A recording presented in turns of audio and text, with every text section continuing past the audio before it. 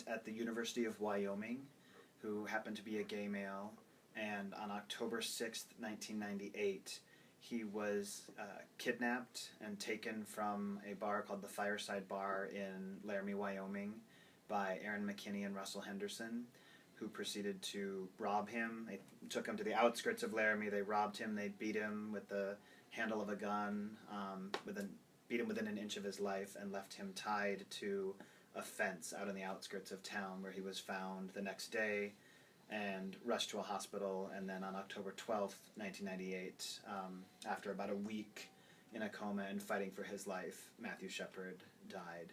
And there were candlelight vigils. There was worldwide attention was brought to hate crimes because of this at the time. I was born and raised here. My family's third generation. My grandparents moved here in the early 1900s.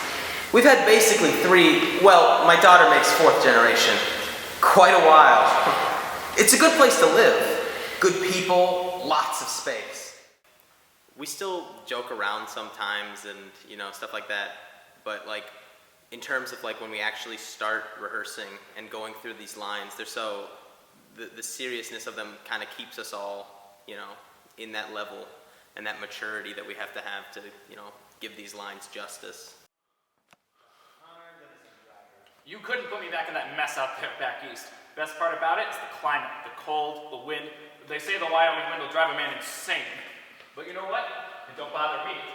Well, some of the times it bothers me, but most of the time it don't. The fact that there's not a single narrative makes it a lot more based off of independent work. When I came into the show, I knew that with each actor it was going to be a lot of solid independent work, and the only stuff that we'd really be doing as a whole is when we create stage pictures or create certain moods. But for the most part, it's you get your lines, you work with Steve's one-on-one. He's called for solo rehearsals with all of the actors that have moments by themselves, so that he can just work with you one-on-one, and so everyone doesn't have to sit around. So the basis of the show is it's a lot more individual narratives, and because of that, I think that's what makes it so cool, is that it goes around a lot and it doesn't create a single narrative, it just tells the story of a town, which I think adds to the power of it. Degree removed at most. And for me, I love it. I love to go grocery shopping, because you can, yes. No, keep going. Oh, sorry, sorry. Because I get to visit with 4 or 5 or 6 people every time I go. And I don't really mind them knowing my business, because what's my business? My business is basically good.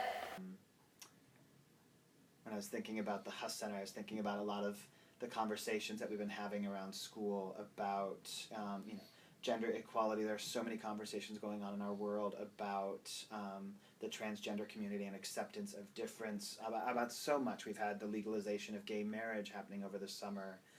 And it made me think a lot about the Laramie Project and how far we've come since 1998, but then at the same time, I also want to remind us that there's still so much hatred in the world for difference. Be it difference of sexuality, of gender identity, of race, of all of that. There is still so much hatred for people that are different. You have to be out of your mind to let the kids out of their car.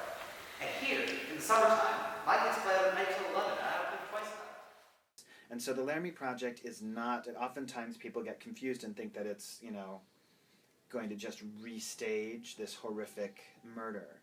But it's really not. It's about a town trying to redefine itself. So every word in the Laramie Project was spoken by real people, either with interviews with the members of the Tectonic Theater Project or from police transcripts, court transcripts, news footage, newspapers, things like that. And so it's really fascinating how they put it together. And the Tectonic Theater Project talks a lot about, there aren't scenes. They call each piece a moment. And each moment has a name, so that it starts with moment, a definition. And in that first moment, they've pulled together different people's interviews and words about what defines Laramie. Mm-hmm. And so it's really an interesting exploration of how a town is dealing with being so associated with such a gruesome murder. And you will see people that, are outraged at what happened. There are people that, are kind of like, well, why did he get all this attention? Or, he got what he deserved. And so it really shows the wide range of reactions to all of this. A town with a strong sense of community. Everyone knows everyone. A town with a personality most larger cities are stripped of. Now, after Matthew, I would tell you that Laramie is a town defined by an accident, a crime. We become Waco. We become Jasper. We're a noun, a definition, a sign. We may be able to get rid of that, but it will sure take a while. Ideally, I want them to be moved. I want them to think about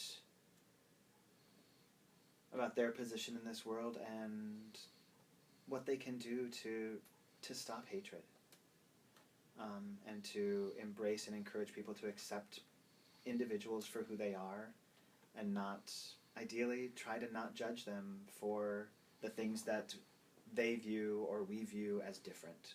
To accept an individual for who they are, no matter what gender identity, sexual orientation, gender, race, ethnicity, age, religion, you name it. So much hatred and death and wars and pain has happened in our world because of that. And it's one of those things that it doesn't make sense to me.